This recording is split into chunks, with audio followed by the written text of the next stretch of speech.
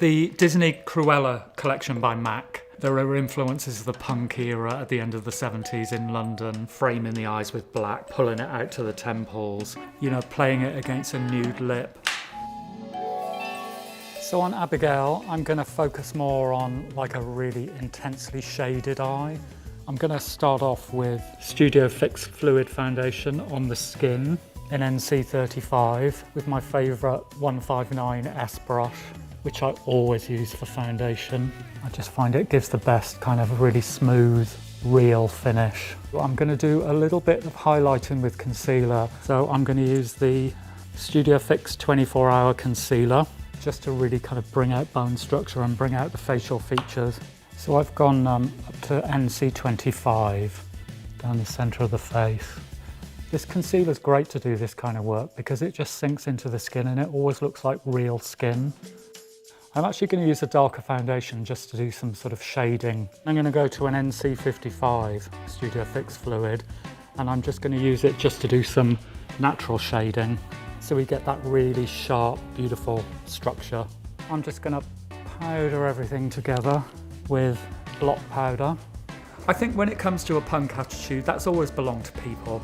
It's always belonged to the people who use makeup. So I'm going to start off using my black from the dual-ended Pro Longwear liner pencil, kind of a rough line around the eye, which I'm going to blend in with the 219S brush.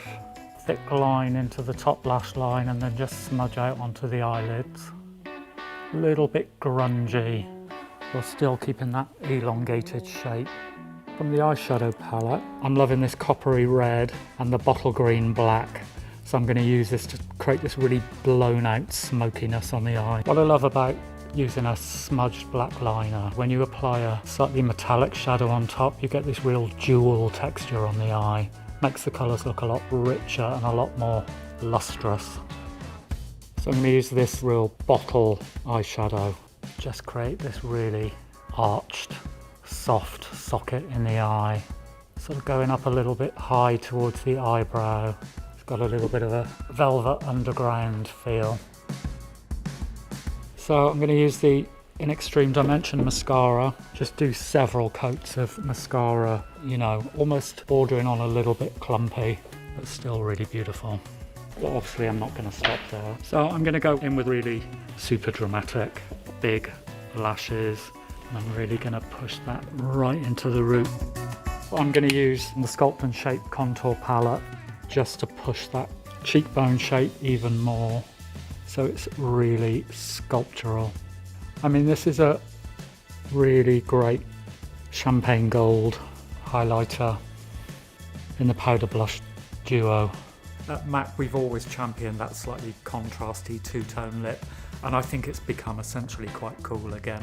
For me it always takes chic to a little bit of street. So I'm going to do quite a nude lip, but I'm still going to chop it with a strong lip line. I'm using lip pencil in Hover. It's a really good 90s brown lip liner with not too much orange. Great for using around nude beiges and nude pinks.